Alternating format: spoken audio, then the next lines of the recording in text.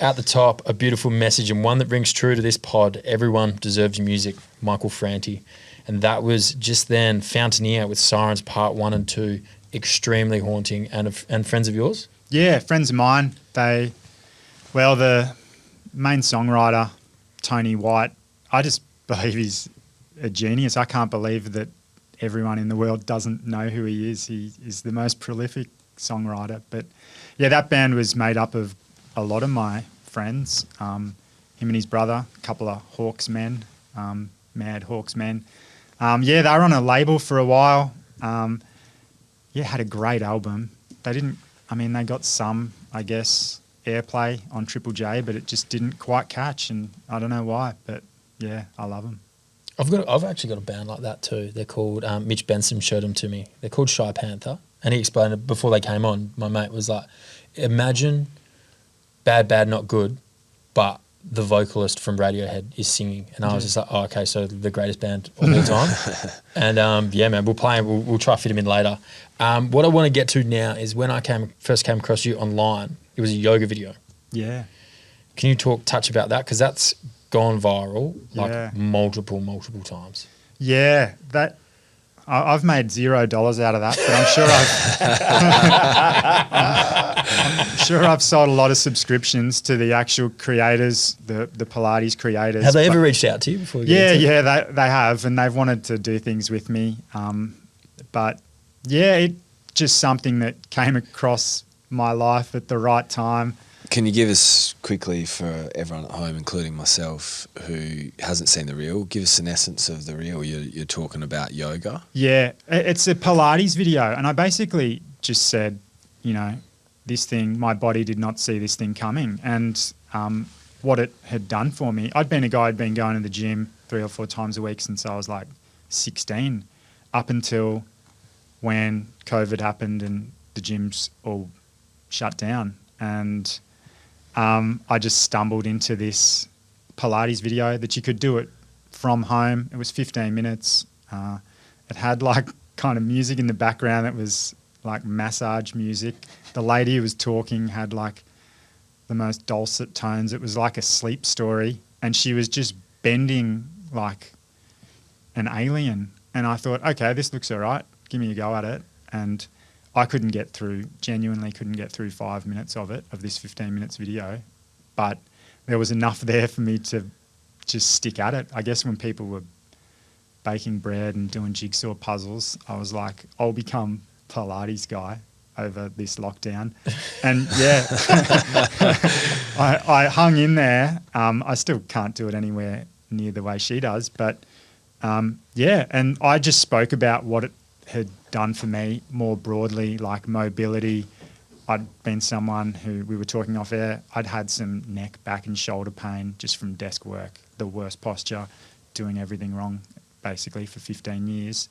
And, not only did I see some physical change in my body, I was like, oh wow, like I'm not, getting sore, getting referred headaches, not like sort of forever needing to stretch whatever I'd done in improving my core and, stability more broadly, I felt these effects. And I just made a video that basically said, this is a game changer, 15 minutes, you can do it from home, it's free. And for whatever reason, again, the algorithm gods smiled on it, and a lot of people have done it. So at the time, I think the YouTube video had like 900,000 views, and now it's got like well over 2 million, and like people are forever just like, all the comments on it are just like, I saw this video from that guy and they're like, he wasn't kidding, this sucks, but this is so good. Yeah. Sweet, man. And then, so the non-practicing genius is sort of stemmed about these life lessons that you mentioned right at the top of the pod. You were like, what advice could I give to this young TikTok crowd, or what mistakes can I at least tell them, like, hey, I've done this, but you don't have to. You can avoid this, or you can try this instead of that. Yeah. What are some of those life lessons that have stood out for you? Yeah, okay. There's been lots. So, I mean, and I, talk on a range of topics. I try to sort of, it's certainly not me lecturing or saying, I know everything. It's like, hopefully, I've experienced a Yeah, few I pitfalls. don't think it feels that way, especially the title is kind of like disarming. It's just like, I've got no idea, but this is helping me because I Yeah. was here and now I'm here. Yeah. So that's where it comes from. So I do hope that comes across, but it goes the full gamut. Like one of them is like try more things. One of my, like, I think I mentioned before, when you're growing up in central Victoria in the 90s or 2000s, I genuinely only thought there was about 6 jobs that existed. And it was like, pick one of them. None of them are overly attractive to me, Yeah. but that's what you got. Whereas on the other side of the world, they've got a different set of 6. And it's like, or maybe they have more, but it's like, realize that you have time. You don't have to choose immediately. So try as many things as possible. In my experience, doing that continued to lead me closer to what it was actually going to be. It's like, well, that didn't work, but I liked this aspect of it. That didn't work, but I really liked that. And I kept edging closer. So that was one of them. Another one's like in the work realm, you know, no one's going to give you more money unless you ask for it. And it's like just tackling the idea of, okay, I need more money, or I think I warrant getting more money. How do you sort of approach that? Because when I was young, that was the worst conversation ever to have, and I didn't sort of handle it in a way that was best presenting my case, I suppose. But then there's lots of other things like, you know, simply be where your feet are. One of those like sort of buzzy terms. Can you touch now. on the unpack that a little bit, I guess? Be where your feet are. Yeah, that's just, you know, that's just designed to bring you back to the present. Like if you've got an anxious mind, you're thinking about all the million things that can go wrong, or you're having conversations with yourself that you're expecting someone might sort of come at you with, and it's like, no, just remain right here. It's like when you go for a walk, be where your feet are. So you can't be in the present, you can't be in the past. You're only focusing on that tree right there. Reach out, grab the leaves. Like, you know, it's just that thing to anchor you back in the moment. And there's ways of doing that. Like, I think you're particularly strong at that, Tom. Yeah, for sure. Like, obviously, I am very interested in meditation and mindfulness. And I think the reason being is because so many of our problems, and I would almost say all of them, exist in your head. Yeah. They exist in your head. And when you are in the present moment, having a fantastic conversation, listening to music, exercising, they're not there. Yeah. And it's hard to know what's real and what's not. And your brain and your physiology interprets problems that are in your head the same as problems that are there in real life. Yeah. And so I feel like becoming aware of like, oh, hang on, I'm actually arguing with someone in my head whilst I'm mowing the lawn, or, you know, I have gone to work, earned money, got freedom, spending time with my kids, and I'm thinking about like this just irrelevant bullshit that is just like blah, blah. It's just noise in my head. Yeah. And physiologically, my nervous system, it just perceives it as a threat. But if you can actually become aware of it and go, no, I'm just mowing this lawn. I'm just breathing this air.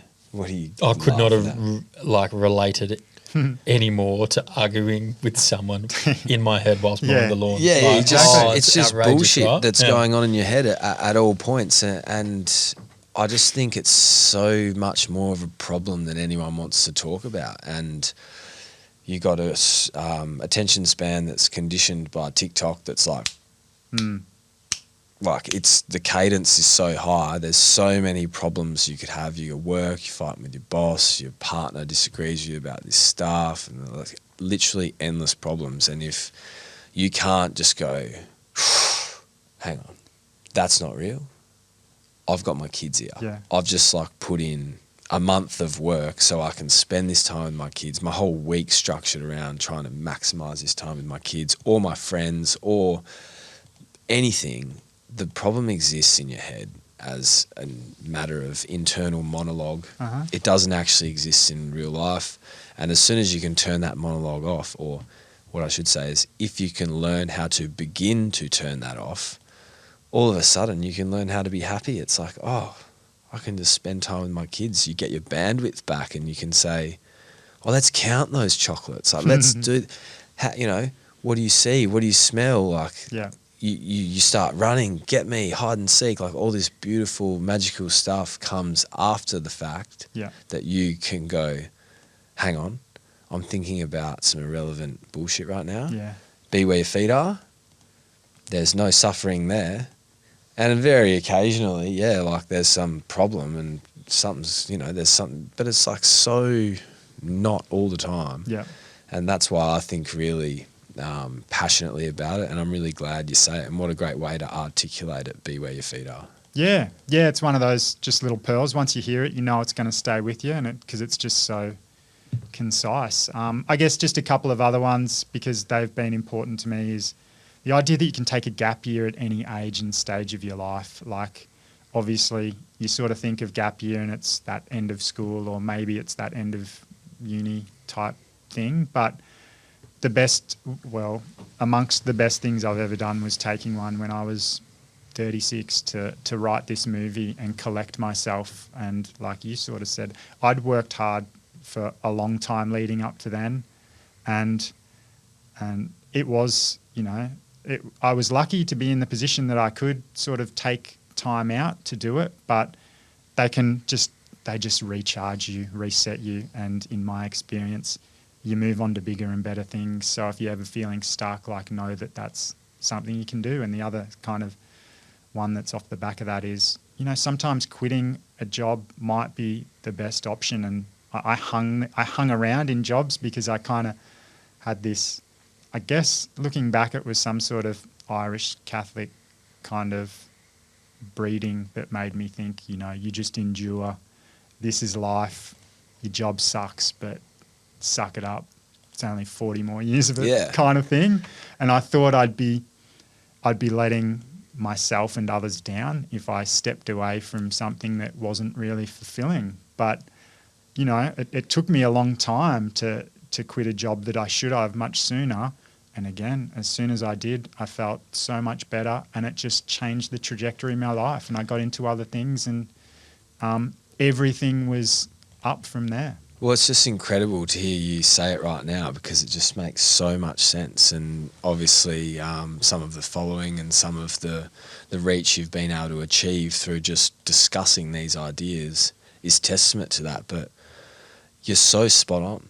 And what you're questioning isn't anything crazy other than what we all just do nonstop.